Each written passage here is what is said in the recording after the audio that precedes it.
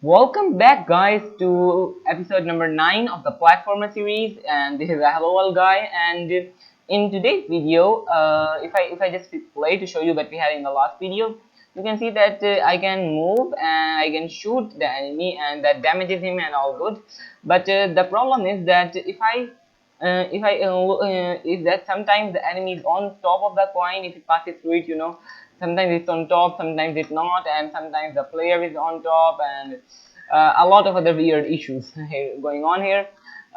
So I think what we will have to do is change our sprite rendering a little bit. And also there is one more problem that I want to address, and that is that if I hit play right now, you can see that this bullet is blocked by the coin, even though that really shouldn't happen. We can just click anywhere, by the way, to shoot.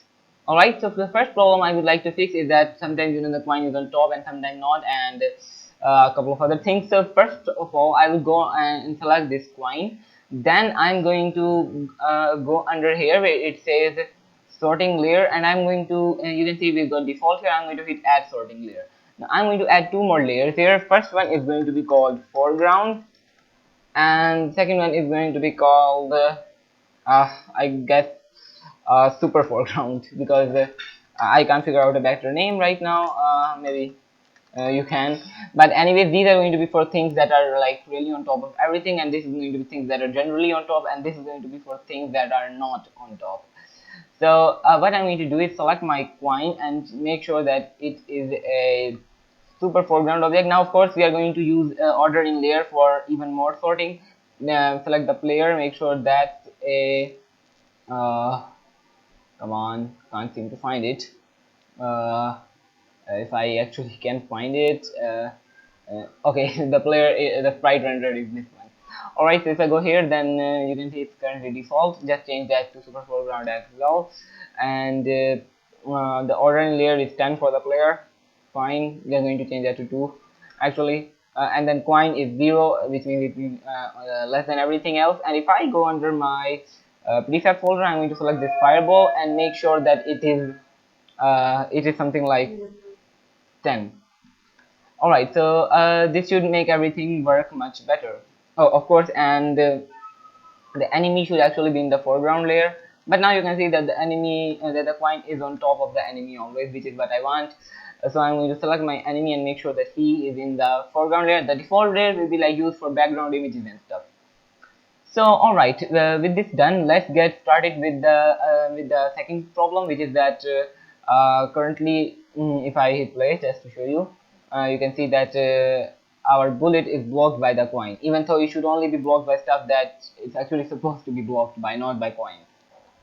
Alright, so here I have got my fireball script opened up, and in here what we are doing is this basically, and that's all nice. But what I would actually like to do now is make it so that it only does it for certain objects and not for everything. In order to do that, we are going to, well, it's simple, pretty simple.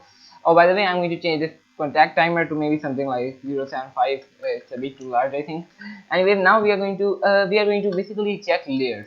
For that, we will need a layer mask. So I'm going to just add a serialized field here. This is going to be a private layer mask, which is it's kind of obvious, and it will be like and the name of this will be shoot actually not shoot, hit layer. So this is this layer mask. If I like compile and go on Unity, it should be just like a normal layer, like we have got a layer mask in the camera as well. So if I just go here and select my player, you can see that here we have, oh, not the player, fireball had got a layer mask.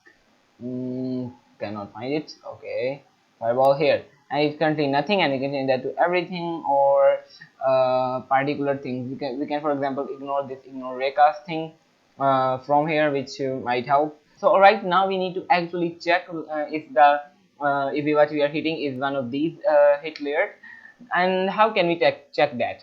Now the point is that this hit layer, essentially, if I use the value called hit, if I just go hit layers dot value. Now what this value property is essentially a it's a bit mask. So the way it goes is that we have got a collection of bits starting from the right, and each bit represents a single layer number. So if I go under Unity and I select this and I go under layers and I go add layer, you can see there are like 31, actually 32 layers here, starting from 0. So this is essentially a 32-bit number, bit meaning 0 or 1, which consists this is this value here is a 32-bit number, which consists of like like a couple of, like every one represents a selected layer mask value, and every zero represents a non-selected layer mask value. So this is just a mask like that. And what we can do actually to check, and we want to check if, and if I actually just go and say collider dot, if this this is, we have got another value here, which is collider dot layer dot game object dot layer, and this layer value is the number of the layer. It's not, you know, the actual layer itself. It's not like a layer mask, but it's instead just a number of the layer. How can we find out if the bit at that particular number is true, is set to 1, and we need, because that's what we need to do. Well, for this we will use a couple of bitwise operators. Now let me first add in a set of parentheses here. Now what this will we will check, what we will do is that we will take a value of 1, which has got its rightmost bit, which is bit 0, which represents this 0 layer as as 1. This is set to 1, and then we will shift it left by the number of layers, by the layer number we have got here. So I can say 1, and I can use this operator to bit shift it to the left.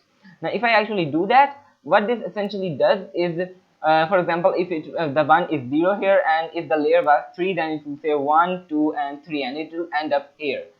So if we do that, then this should give us give us a value that we can check with the layer mask.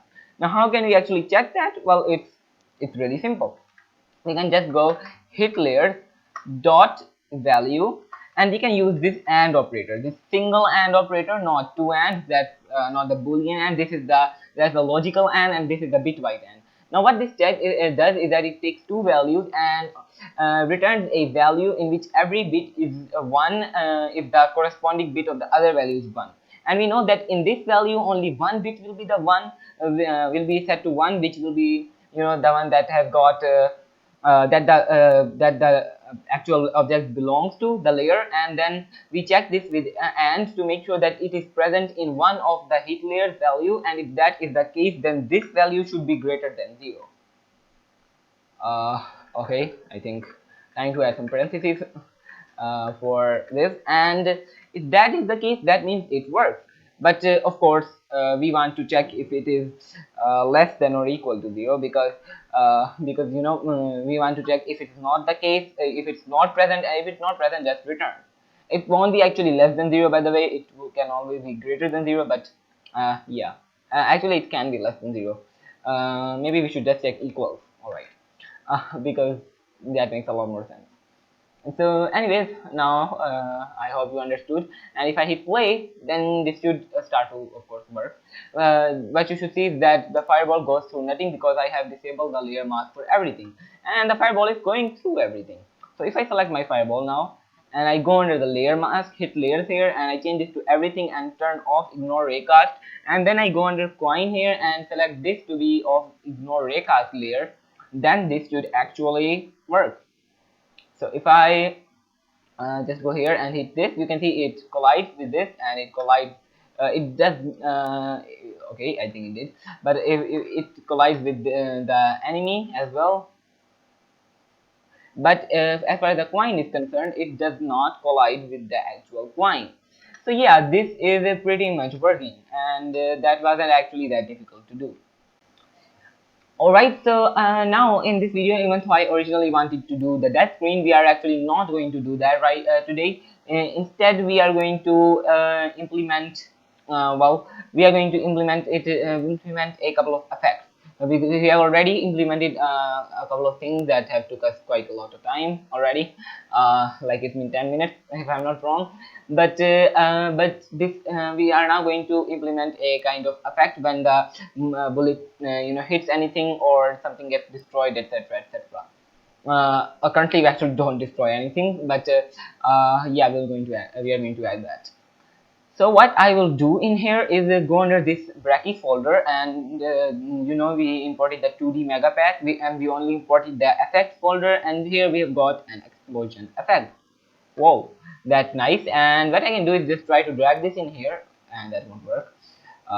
Let me select all of these and drag them in here, and it automatically detects that we are doing an animation. Oh, by the way, if I'm not wrong, we have got an animation folder here already. Okay, explosion. I've copied this folder, and I can paste it here. Just steal it. And if I go under here back again, and I can add this explosion to my scene now. And I'm going to, of course, make sure that it's the correct size by selecting it and making sure that its pixels per unit are the correct size. Actually, they were 10. Pretty right, alright. But I think still too small, so I'm going to change that to 2. Maybe that's a bit too large. I'm just going to make it 4. Yeah, that's right, awesome.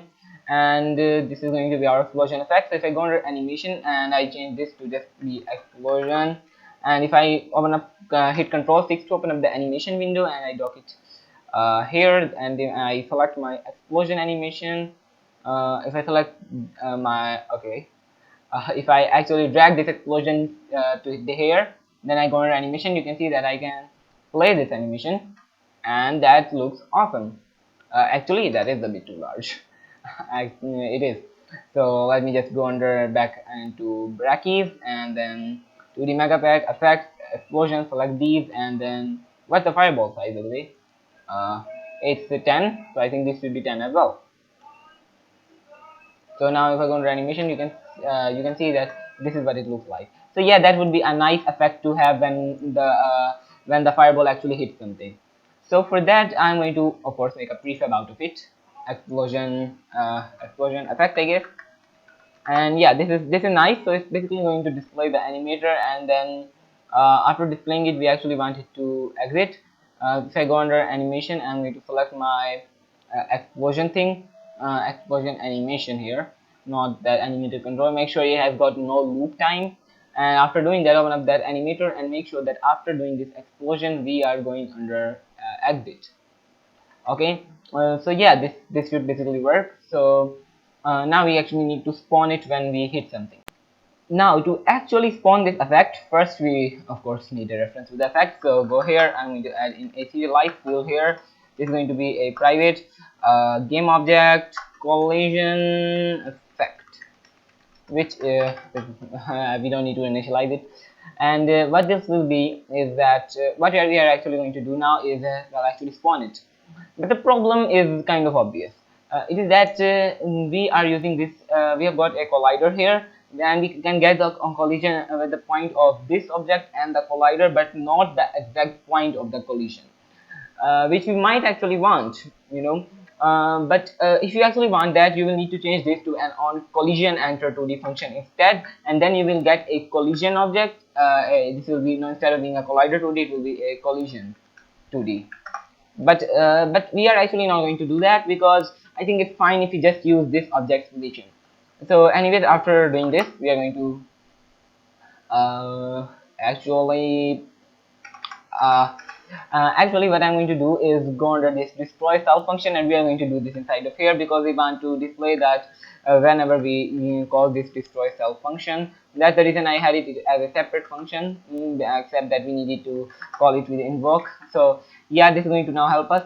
So now what we are going to do here is actually really simple. As I said, we are only going to before we actually destroy, we are going to we are going to use instantiate, and for that we are going to use collision effect, and for the parent we can just say transform, and that should work. But we are actually going to say transform.collision here, and for the rotation we are going to say quaternion.identity, which will make sure that it's not rotated. We do not want the effect to be rotated, but it's at the same position as this object, and we are spawning the collision effect, and that this should pretty much work. So if I like compile, and if I hit play, then you should see that it's working. Let me compile, then hit play. Unity is really slow in these things, but okay, we have still got one here. Come on. If I actually let it delete, come on, select this and delete it, and now what I can do is hit play, and now what you should see is that I can shoot, and that come on, we haven't even assigned the variable. We'll go under here, select fireball, and go here, drag explosion effect in here. Alright, now this will hopefully finally work. So if I like compile, then I can hit this and boom, that's working. But it's playing the same animation over and over again. As you can see, it's working, but it's also kind of not working because it's just playing the animation and not ending. So we of course want this object to be destroyed when the animation completes playing, and the object keep playing forever. So how can we do that? So I have already implemented that, and I'm just going to give you a brief overview. So in order to actually do that, what you need to do is open up your explosion animator.